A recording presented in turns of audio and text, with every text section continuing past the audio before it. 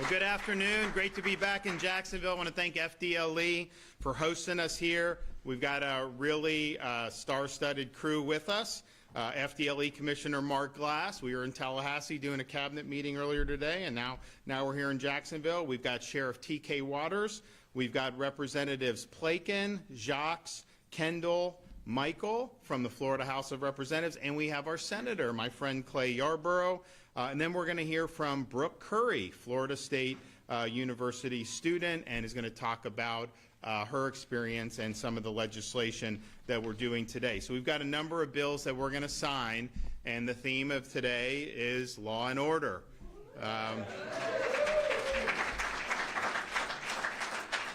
That's kind of been the theme of the state of Florida, at least since I've been around it, because we've had to deal with a lot of, I would say, pathologies around the United States of America.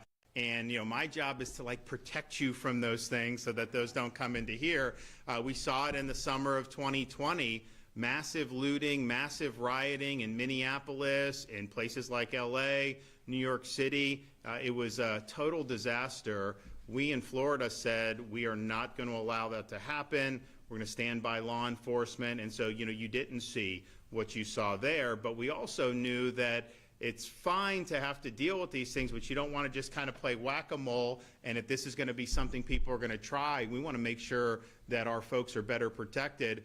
So shortly thereafter, I signed the anti-riot legislation, which said very simply,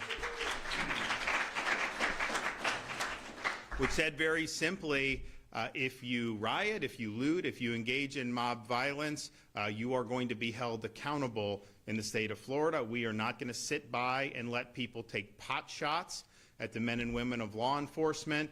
And there's a very clear distinction between somebody going out there and protesting something peacefully and crossing that line to harming people in uniform, looting stores, burning buildings, burning cars. And we've drawn that line very clearly. Remember, when you had the Hamas demonstrations that were happening, you know, as much as I totally disagreed with what they were saying, you know, if you're going to go out and wave that, I think it's bad, but I also think if you're peaceful. But, you know, they were commandeering Columbia University. They tried to do that in Florida. They tried to take over a street in Miami, and the Miami police kicked them off in 13 minutes. That was a record at the time.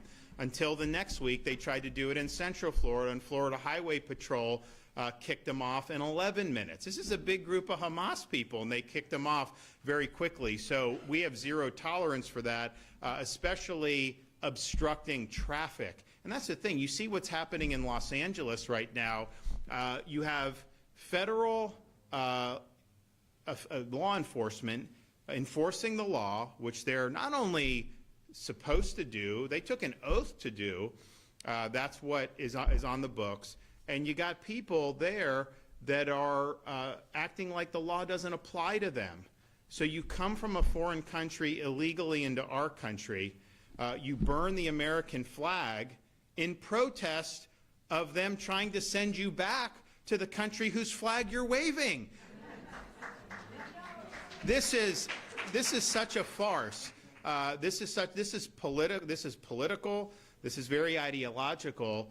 But what's going on there? So you see that, and you see them burn stores. I mean, they looted. I mean, I'm watching these things. They're looting Foot Locker, the Apple Store, all this stuff, burning cars, doing all this. That would never fly in the state of Florida, not for 1 minute. You'd end up in the slammer very quickly. So you have those, and you see that what's going on. We are not going to allow that to happen in Florida. I know people are talking about, hey, there's going to be, you know, demonstrations around the country, and you know, the line's very clear. Everybody, every police department, every sheriff's department, all state agencies know the line's clear. You know, peacefully talking about what you want to do or what you want to see, or having any type of those discussions is fine. But the minute that crosses the line, we are not going to just sit idly by and let the inmates run the asylum. But one of the things they're doing in L.A. that, you know, because you focus on and this is the same thing as 2020. You remember, you'd have the CNN reporter in Minneapolis. Behind him would be like the city engulfed in flames. And he said, this is a mostly peaceful protest. And you're just thinking to yourself, really? And so they're trying to say the same thing. Oh, it's, it's peaceful. It's not that. Well, I'm seeing the stores being looted. I'm seeing fires. I'm seeing all this. I'm seeing law enforcement targeted. But one of the things that they're doing that it seems like it's even unremarked because they're doing all these other things, they are commandeering streets and doing things like that. I mean, you can apply to like get a permit to use a street. I mean, that does happen, but they're just commandeering streets. And, that really, I think, honks a lot of people off because it's like it's already bad traffic in LA, horrible traffic. You got people that need to get their kids to school or get them to summer camp. You got people that may have medical needs. You have all these different things. And what? Some of these streets are just shut down because you have all these people that are complaining. That's wrong. And so in Florida, the streets, do not even try to shut down the streets. We're going to make sure that you don't do that. So I just look at seeing what's going over there. They've developed a sense of entitlement that the law doesn't apply to them with respect to immigration because California is a sanctuary state, and so they think that they can just kind of do this and ignore the law.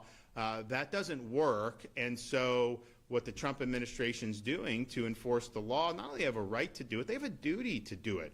That's why you get elected. That's why you take an oath to do. So I see the mayor, I see the governor making excuses for the people that are causing, all the havoc, and that's not the way we roll here. So we're committed. I don't think there's a single law enforcement agency that's not committed.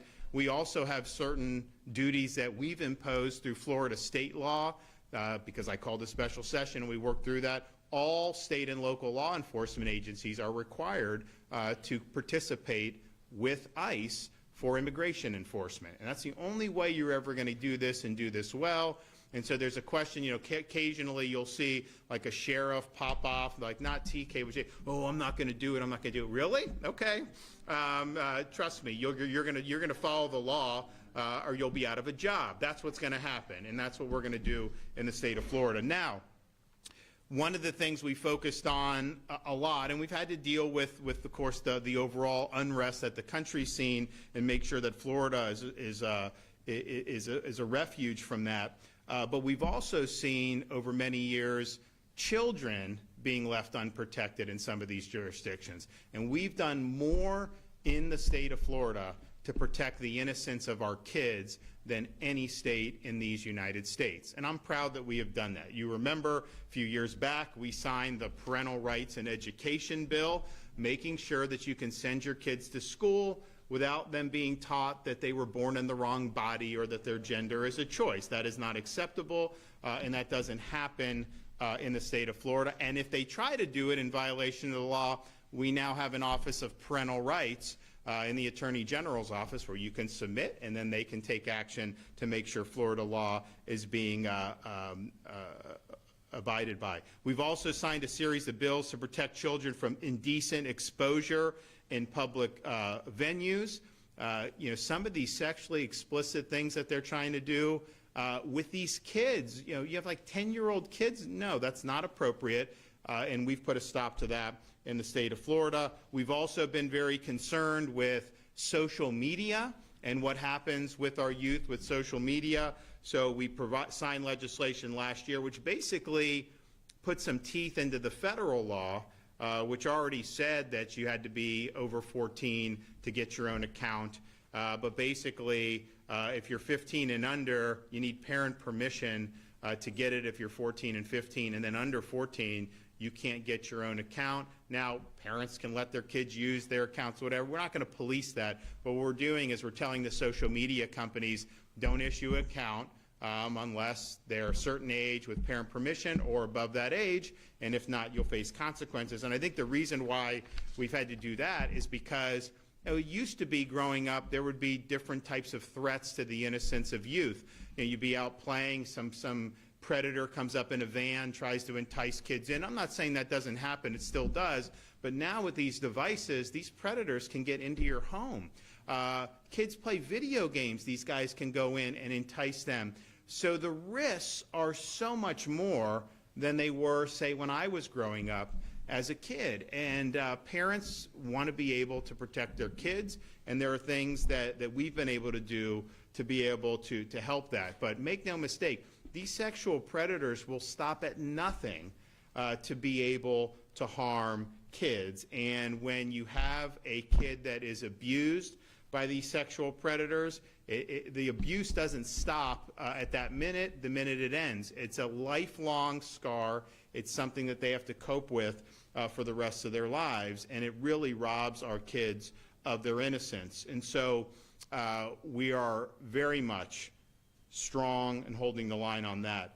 I signed legislation last year to protect children from adult groomers attempting to prey on their innocence. This prohibited an adult from engaging in a pattern of communication to a minor that includes explicit and detailed verbal descriptions of sexual activity, because that's a lot of how these guys operate. They try to earn trust, and then they go into these areas, these forbidden areas. We've also increased penalties for child exploitation crimes, such as promoting sexual performances or possessing child pornography. We've also established a grant program within FDLE to create online sting operations to target sexual predators, and we created stricter guidelines for sexual offender registration. So we've done a lot, but today we're going to do more. So I'm going to sign a series of bills that are going to make Florida remain as the #1 state in the country for the protection of our kids. First, HB 777 strengthens Florida's laws against luring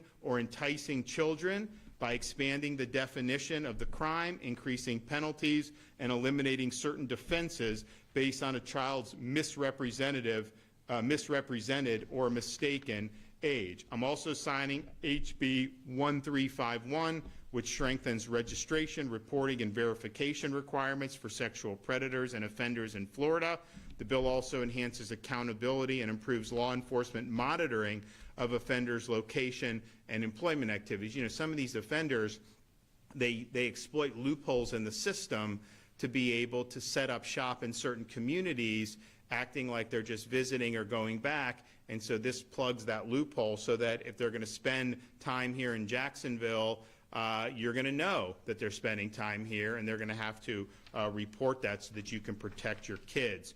Third, I'm signing Florida House Bill 1455, which provides mandatory minimum terms of imprisonment for specified sexual offenses when committed by registered sexual offenders or sexual predators. Let me tell you, just as somebody who has been involved in law enforcement as a prosecutor and, of course, is now the head of the executive branch in Florida, these offenders, sexual offenders, they are going to reoffend, right? So you can put them away for the maximum and say someone gets a 15-year sentence and they serve it and they come out. The chance of them reoffending is very, very high when you start talking about these sexual predators.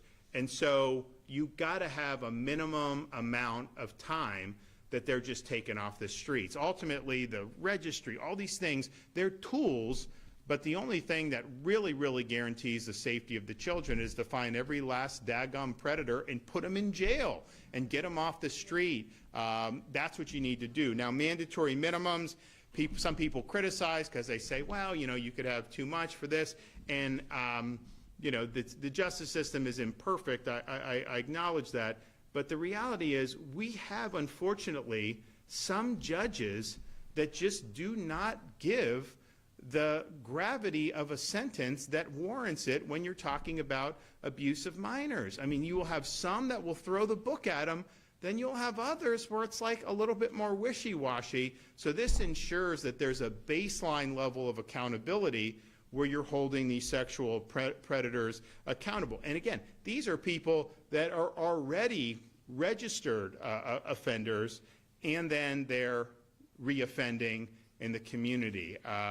You know, I think these sexual predators, I mean, remember, I signed the legislation to reinstitute the death penalty for pedophiles. I think that that's appropriate when you're doing some of this stuff. But at a minimum, they need to be taken off the street. You shouldn't even be in a position where you're having to monitor their every move and just hoping that somehow they're going to reform themselves, because we know that the chance of that happening is not very good. We also have on the docket SB 1804, which establishes capital human trafficking of vulnerable persons for sexual exploitation as a new capital felony offense. And so it's kind of piggybacks on what we did on the child sex abuse, but brings that into the human trafficking realm, which is a huge, huge problem in the world, and certainly in the United States of America. So I'm glad that we are doing really significant efforts to continue to fight human trafficking. Now, we also have with us today, as I mentioned, Brooke Curry, a Jacksonville teenager whose personal experience with AI-generated explicit imagery catalyzed legislative action in Florida this session. And accordingly, I'm going to be signing HB 1161, Brooke's Law, to strengthen protections for individuals whose images are used in non-consensual, sexually explicit, deep fake content by requiring covered online platforms to implement a notice and removal system. So these are people that are manipulating this stuff, but they can do it so well that a lot of people think that this is authentic, and just think of what that does as somebody who gets victimized by this. And so Florida law does not currently provide a mechanism by which victims can request the removal of these altered depictions without consent.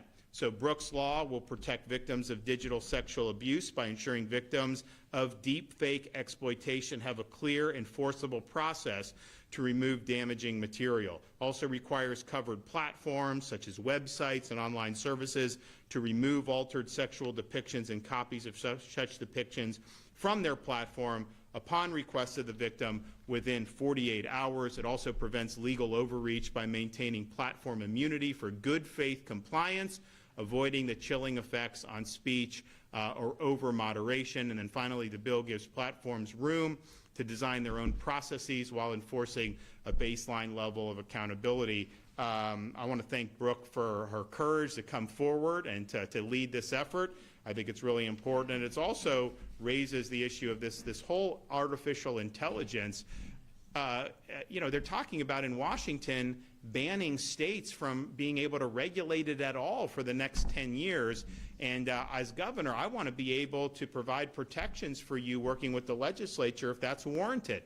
This stuff is progressing so quickly, but you will absolutely get to a point where they can just take you, they can put words in your mouth and do a video, and you're basically saying something that's the opposite of what you actually believe, and they can make you do, they can have you depict you doing awful things.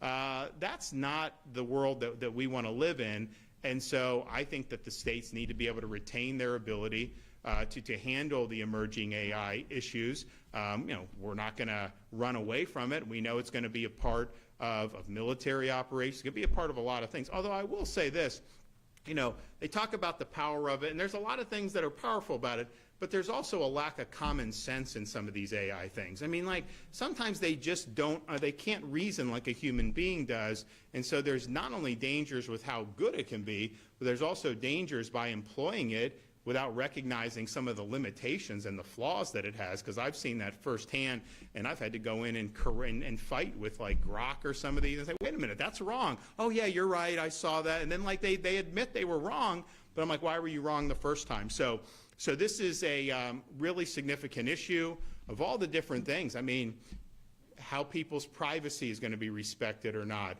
how it's going to affect the economy, and what types of jobs are going to be available to people. These are really, it's maybe the most fundamental issue that we're going to confront over the next many, many years. And I just think you as Floridians should have the right to be able to petition your policymakers to provide protections for you. If that's something that you think is right, they're trying to kneecap the states from being able to do that, and I do think that that's a mistake. Well, listen, we're going to sign all this stuff in a second, but before we do that, we're going to hear from Mark Glass, TK, we're going to hear from Brooke, and then we're going to hear from Rachel Plakin from the Florida House. So, Mark Glass. And good morning, and thank you for coming to JROC, the Jacksonville Regional Operational Center for FDLE. And this is your FDLE, and you got to hear our great governor talk about the things the state of Florida is not going to put up with. And I'm going to tell you, it is great to work in my position and to let you know that FDLE has the ball. One thing we do is look out over the horizon, see what's coming at us, the changes in techniques, tactics, and procedures. And what we do, cyber is that battleground, that new battle space we all have to deal with. And I'm proud to be here, be with you, Governor, protecting our children, supporting our victims, and holding our predators accountable. And to be able to stand over here and watch him sign 4 of these bills is amazing. And I'm so thankful for that. And I want to thank our legislators for also championing this. I know we talked in your offices, and I want to say thank you so much for doing this and the great work you guys have been doing and trying to get these bills across the line for us to sign this. Deep fakes. Let's talk about 1161. You heard the governor talk about AI. AI is getting more dangerous. We do not have time, like he said, to wait on the federal government to do 10 years worth of you stand by while we figure it out. We can start figuring it out now. I have some of the best cyber experts working for FDLE. You have the best cyber experts working for FDLE, and we're working with our sheriffs, local chiefs. We're working with all of the state organizations and also our victim services. So what we're trying to do is get ahead of the game. Let's look at AI forensics, cyber forensics, and make sure that we're able to put stuff to bed early and try to say that it's a fake, so that way we can get it out there. But with 1161 allowing us to go after these different platforms to say that you take that off now and take it from your systems and scrub it. The more you scrub it from your systems, the better. Also, too, just to Brooke and every victim who's out there and had to fight and to be believed, your courage is making Florida safer. And I want to tell you, from my analysts and my agents that are out there, they are looking and watching how you did your business, and they're saying thank you because you're giving them the tools they need, and you're giving them the fight, and they know why they're there. So I just want to say thank you for that. House Bill 777, offenses involving children, it makes it crystal clear. If you target a child, there's no excuse, not ignorance, not deception, not denial. There's no excuse. And at FDLE, we have a zero tolerance. And the governor put me in here 3 years ago. That was one of the biggest things I went after is all the sex offender and sex predators that are out there making our people in our state victims. And if you steal a child's innocence, that is the worst of evil to me. So we're going to come after you, and we're going to come after you hard with everything we have. So House Bill 1455 for the sexual offenses by repeat offenders. If you're hard-headed, we have a fix for that, and that's it. And we do appreciate y'all getting that across the line on 1455. Making that mandatory prison time, you heard the governor talk about, that's the only way you stop a lot of this, is you just don't have them out there in the middle with the rest of society. No more second chances. We give you one chance, you don't get corrected in the Department of Corrections, then you go out and do it again. Well, we're going to put you there for a little bit longer. Hopefully your hard head will get better out of that.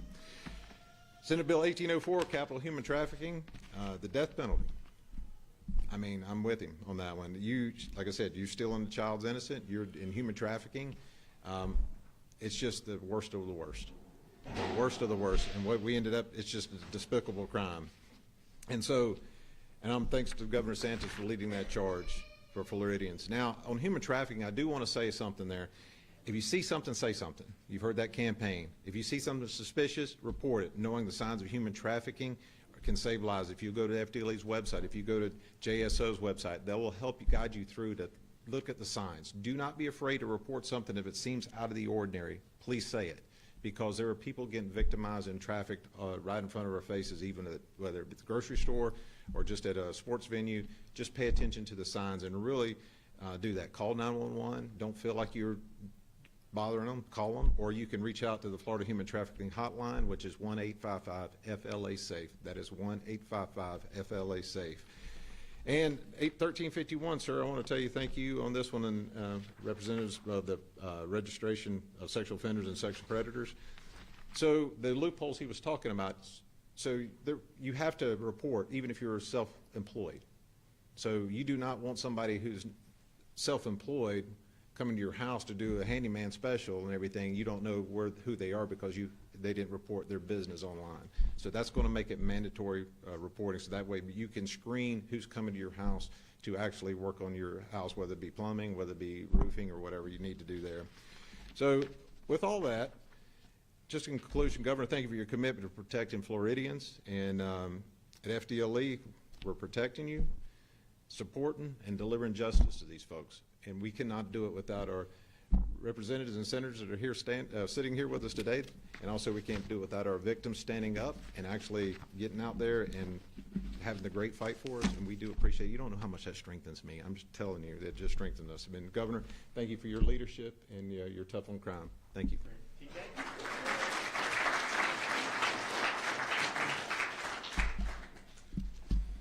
So, Governor, thanks for having me here today. Thank you all for having me. It's an honor to be here today and with our governor and local and state leaders for this important occasion in Florida, which gains several new means to combat exploitation of our children and other vulnerable citizens. As a father, grandfather, and a career police officer, I know that there is no more vital role for law enforcement than the protection of our kids. By their age and inherent dependency, children are vulnerable. Now more than ever, our children face dangers. They need and deserve the vigilance of the adults around them and the civil society. Here in Duval County, we believe in law and order, big time. Evidenced by our recent operation where we arrested 24 predators for trying to hook up with 13-year-old kids. And as the head of this agency at the Jacksonville Sheriff's Office, I can promise you that this agency will always enforce the law and aggressively pursue those whose criminal actions harm our children and other vulnerable citizens. I'd like to publicly recognize Brooke Curry, for whom Brooks Law is named.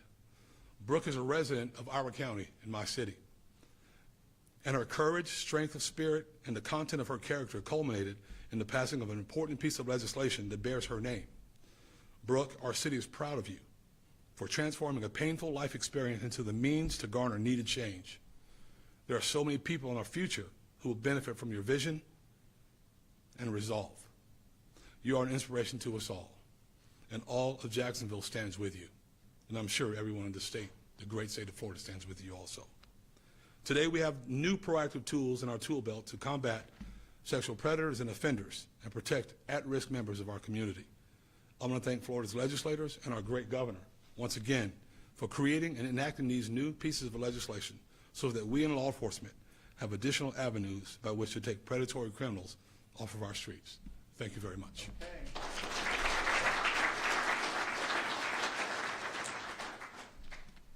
Good afternoon, everyone. Standing before you today, I'm filled with deep gratitude, emotion, and purpose. First and foremost, I want to thank Governor Ron DeSantis and our Florida elected officials, specifically Mr. Weinman and Ms. Calatayud, for their leadership and commitment to protecting the rights of victims across our state. Your willingness to listen and act has meant the world to me and to so many others who now feel seen and heard. To the brave and tireless members of law enforcement, thank you.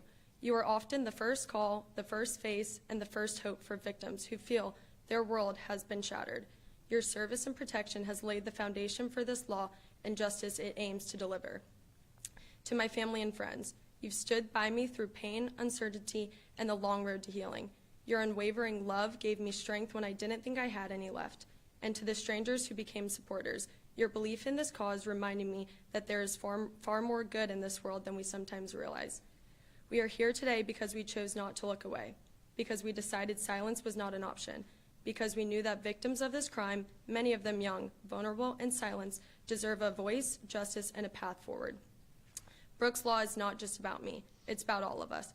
It's about accountability, dignity, and hope. For every person who has been exploited or violated, I want you to hear this loud and clear. You have a voice. And now, thanks to this law, you have a path forward. To the young people watching or listening, never let anyone make you believe that your voice doesn't matter. It does. I'm proof of that. If you feel scared, hurt, or powerless, know this. You are not alone. You are never without options. There are people who will stand with you, fight for you, and believe in you.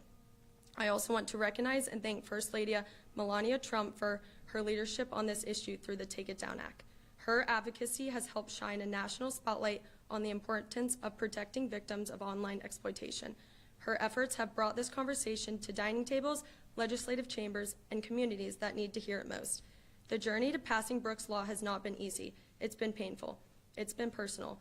But it's also been powerful, because together we've turned tragedy into a purpose. And together we've lit a path for others to walk, bravely and without shame.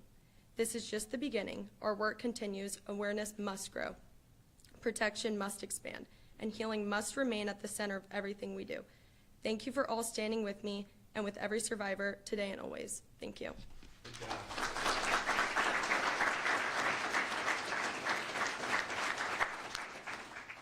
Hello, I'm Representative Rachel Plakin. I want to thank Brooke for sharing her story. Took a lot of courage to come here and speak before these folks, and we just really appreciate you so much. I'm the House sponsor of HB 777, and the Orange County Sheriff's Office came to me, and they told me that current law said that if a predator lures a child or tries to entice a child into a structure or a vehicle, it's a misdemeanor right now. If they try to lure them out, it's not even a crime. And as a mother, a mama bear, I was livid to hear that. And I said, I must run this bill. And so today, we are changing that. We're making it a felony.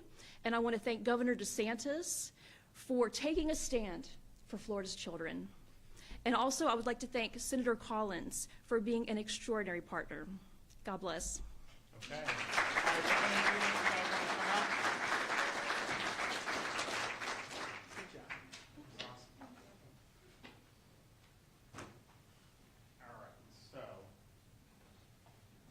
We got a number of them to do.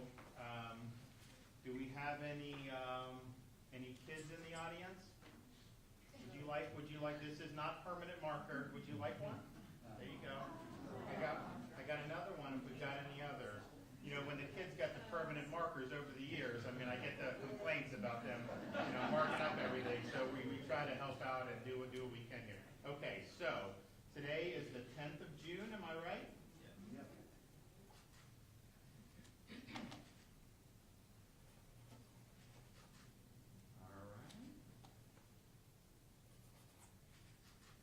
All right, so this is the registration of sexual predators and offenders. Who would like one from this? Anybody?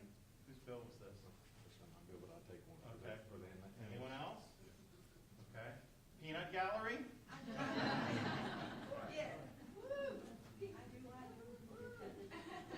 All right. So we've got that one.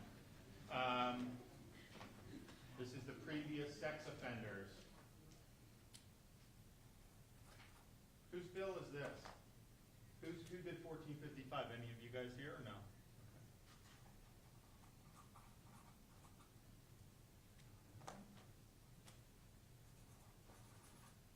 Okay. Over there? All right. All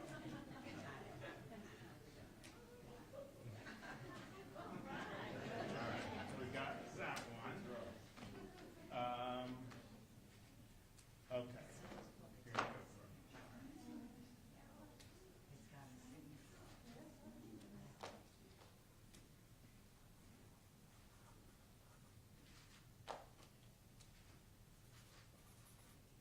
All right, there you go. Yep. Anyone else? Lenny? Navy man? All right. He's a wide receiver. All right, HB 777.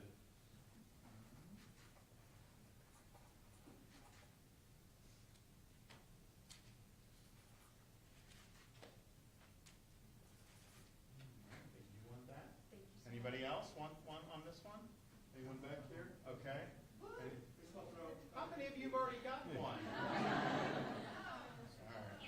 All right, so we got that, and then this is the capital offense. I have one more non-permanent marker. You sure we don't have any other kids? Okay. I'll take it for Gracie. Sure. Take it. All right, I got two more. Anyone up here?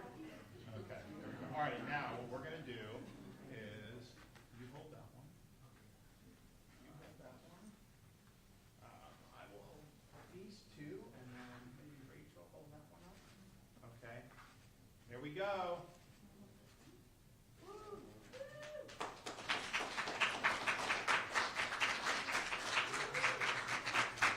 Good job, guys.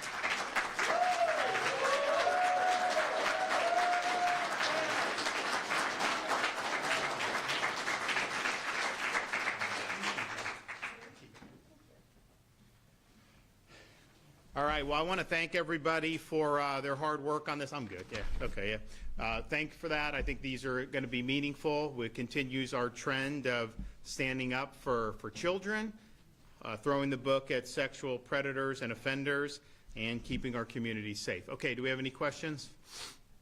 I'm John from News for Jackson. Do you think it's possible to get completely ahead of AI with something that's expanding the way that it is? So I think the issue with AI is implicit in your question.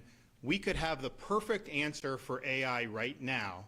By the time a legislature does things, even if it takes like a month, there's already things. And so the rapid change that we do, it does make it more difficult. In terms of getting ahead, look, I think that what I would do, assuming we retain authority, is we're not going to be able to police every aspect of it, right? But there are going to be certain things where we're going to need to provide protections for people so that their lives aren't negatively impacted by the rise of AI. And I don't know that we're going to know every permutation of that because there's new things that get developed all the time. But as a kind of a national matter, it's a matter for the state, but it's really a national and even international issue is what role is AI going to play in terms of employment in the future? Now, when you have technologies that can displace jobs, but can also create jobs in other areas, AI, we'll see, right? But I do think it's a possibility that, we're looking at companies going so much in the direction of AI that they're not hiring as many people as they've needed to traditionally. So how do we prepare folks for that? So these are all things that are really fundamental questions. We should be able to, as states, retain our authority. And I know why some people want to do this and say 10 years you're not allowed to do anything is because they're worried about California and New York screwing it up, right? I mean, they're worried about them doing dumb things. I get that, but I can tell you what, one of the reasons Florida's been successful is because they've done a lot of dumb things and people have recognized Florida and people have moved businesses. They've invested in Florida as a result of that. So we've always had a healthy competition amongst the states. We're supposed to be laboratories of democracies. You can see who does it well, who doesn't. For example, on budget, these guys, we're June 10th. They don't have a budget. Our fiscal year ends at the end of the year. And I mean, hopefully that gets resolved this week.